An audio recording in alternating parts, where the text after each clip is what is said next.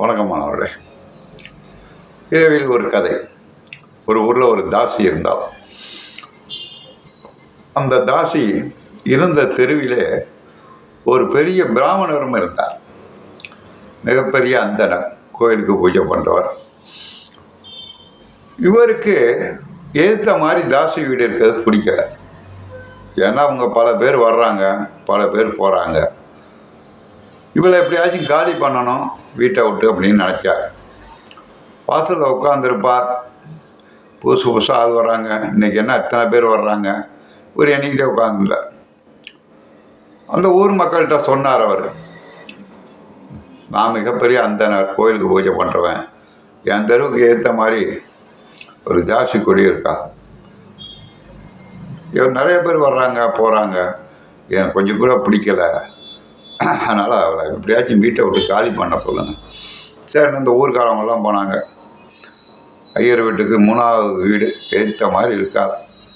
நீ என்ன அந்த மாதிரி தாசி தொழில் பண்ணுற, ஐயர் வீட்டுக்கு ஏற்ற மாதிரி இருக்க?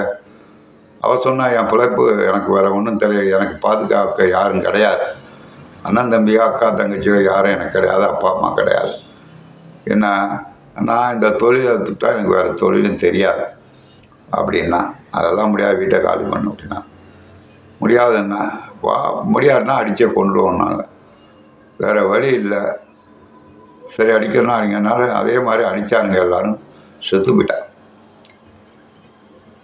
சரி, ஏற்ற மாதிரி பிராமணர் பார்த்தார், சந்தோஷம், அவர் காலியாகிட்டார். மக்கியான நாள் ஹார்ட் அட்டாக், இவர் இறந்து போட்டார் பிராமணர். 2 பேரும் மேலே சொர்க்கலோகத்துக்கு போகிறாங்க. அங்கே போனால் தண்டனை. தாசிக்கு சொர்க்கலோகம், அந்தனருக்கு நரகலோகம். என்னடா அது, ஐயருக்கு ஒரே சந்தேகம். யமனை கூப்பிட்டு கேட்டார், என்னையா நான் கோயிலுக்கு பூஜை பண்ணுறேன், எவ்வளோ விரதமெல்லாம் பக்காவாக இருக்கிறேன், கடைசியில் தாசிக்கு சொர்க்கலோகம், எனக்கு நரகலோகம், என்னையா நியாயம் அதுன்னார். தாசிக்கு அது அவளுடைய தொழில். அவள் யாரையும் ஏமாத்தலை, போய் சொல்லலை. அவளுடைய தொழில், வறுமைக்காக வாழ்ந்தவள்.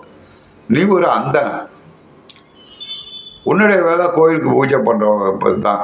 மற்ற மனிதர்களை பற்றி நீ கவலைப்படக்கூடாது. பூஜை பண்ணுற தர்மம் செய்கிறது, இதுதான் உனக்கு வேலை. ஆனால் நீ அதை விட்டுவிட்டு அவள் வீட்டுக்கு எத்தனை பேர் வர்றான் போகிறான்னு நீ கணக்கு பண்ணிக்கிட்டு இருந்த. நீ செஞ்சது தான் தவறு.